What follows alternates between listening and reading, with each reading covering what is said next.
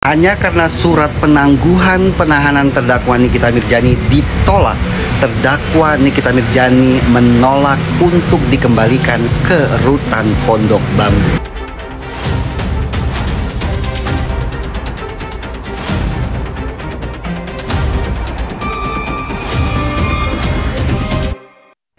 Tentu kita semua sudah sama-sama menyaksikan dan mendengarkan seperti apa keterangan yang disampaikan atau diberikan oleh saksi Dr. Oki Pratama kemarin di muka persidangan. Jika si saksi Dr. Oki Pratama ini di dalam memberikan keterangannya dan keterangannya ini banyak bohongnya, nanti semua itu akan terungkap dalam sidang pemeriksaan saksi ahli. Apakah nantinya keterangan yang diberikan oleh saksi Dr. O ini berkesesuaian dengan alat bukti dari penyidik yang akan dijabarkan oleh saksi dari ahli ITE, saksi ahli jaringan, saksi ahli pidana, dan saksi ahli bahasa serta dari saksi ahli lainnya. Nah, di momen ini yang akan sangat gong sekali karena akan terungkap siapa yang bohong.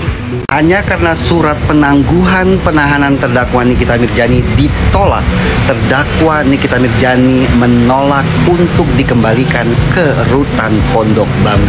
Bahkan tak hanya itu, momen bersih tegang antara terdakwa Nikita Mirzani dan jaksa penuntut umum pun sempat terjadi ketika jaksa penuntut umum hendak memasangkan rompi kepada terdakwa Nikita Mirzani dan memborgol tangannya. Terdakwa Nikita Mirzani menangkis tangan dari jaksa penuntut umum.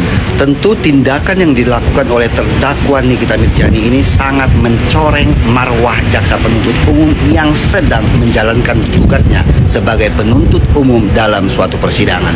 Bahkan tak hanya itu, terdakwa Nikita Mirzani pun sempat membentak-bentak majelis hakim. Apakah tindakan yang dilakukan oleh terdakwa Nikita Mirzani ini sangat memperberat hukumannya nanti ketika jaksa penuntut umum melakukan penuntutan? Lalu seperti apa penilaian oleh para praktisi hukum terhadap tindakan terdakwa Nikita Mirzani kemarin?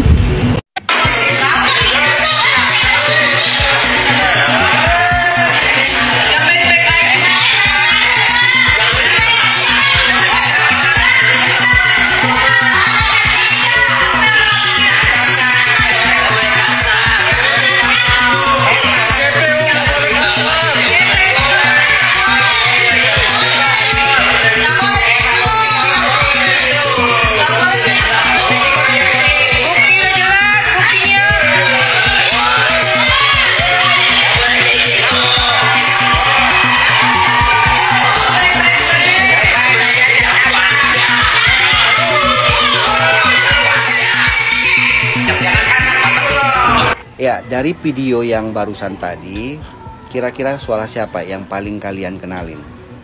Ya, pasti suara dari si Emma dan suara dari si Lucinta Luna.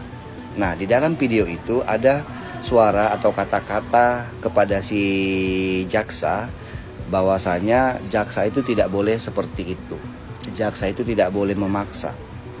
Dan macam-macam, banyak banget kata-katanya. Nah, jadi di video itu ada momen di mana terdakwa dan jaksa penuntut umum bersih tegang karena terdakwa tidak mau kembali ke rutan. Seperti itu.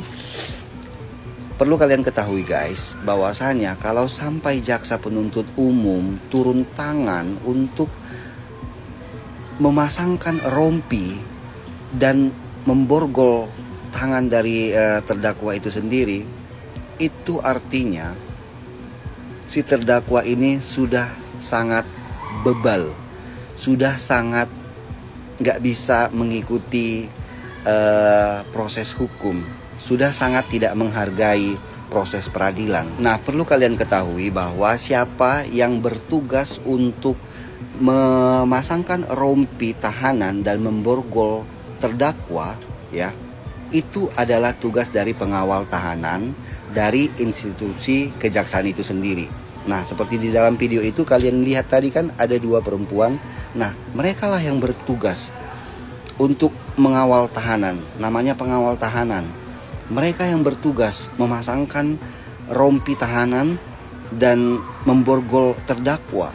Jadi kalau sampai jaksa penuntut umum turun tangan untuk memasangkan rompi bahkan memborgol terdakwa, itu jangan disalahkan jaksa penuntut umumnya lagi. Tetapi yang harus kalian perhatikan bahwasanya si terdakwa tersebutlah yang sangat sulit untuk menghargai proses peradilan. Terdakwa itu sendirilah yang sangat bebal sekali karakternya. Ya, walaupun meski harus memakan waktu yang cukup lumayan lama ya seperti itu, namun hingga akhirnya sih terdakwa bisa dibawa kembali ke rutan tanpa menggunakan borgol di tangan, namun tetap terpasang rompi tahanan kejaksaan.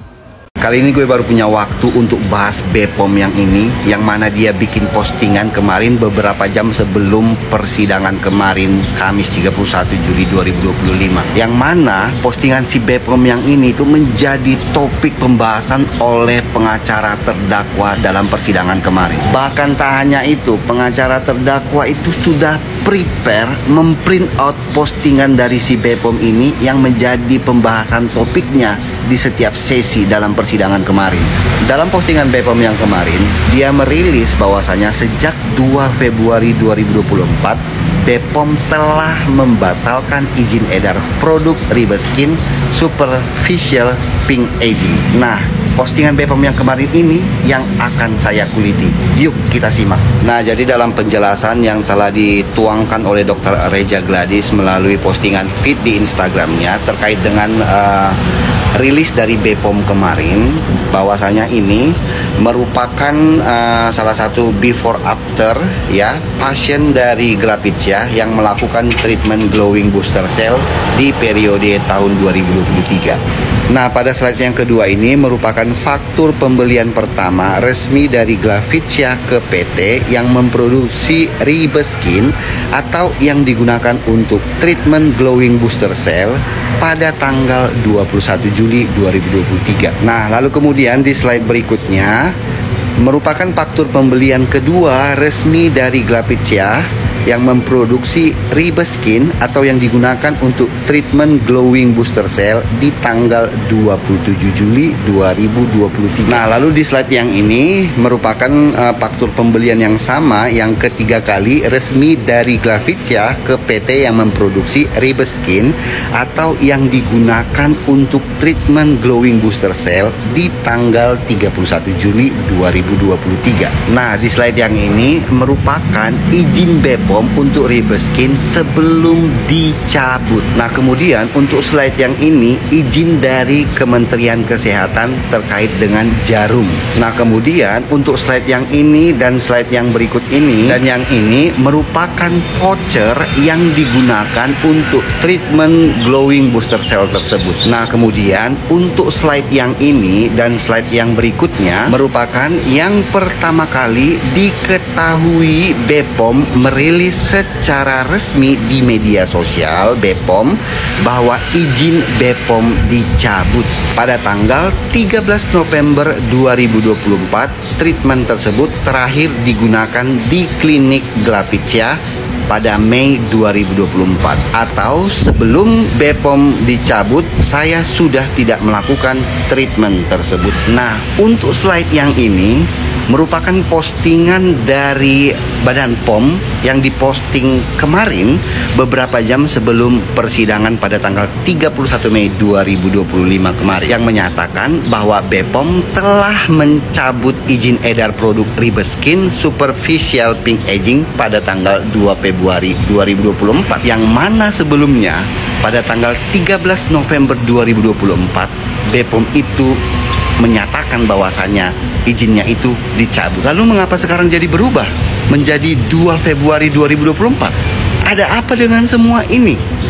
Lalu mengapa pada saat BPOM merilis ini di jam 9 malam kurang lebih, lalu pada saat paginya dalam persidangan, pengacara terdakwa ini dijadikan topik pembahasan dalam pemeriksaan saksi. Bahkan tak tanggung-tanggung, pengacara terdakwa sudah mempersiapkan print out dari postingan ini dan ditunjukkan di persidangan itu. Nah, lalu kemudian ini yang paling gongnya di slide yang ini. Dinyatakan oleh BPOM bahwasanya Ribeskin izinnya dicabut.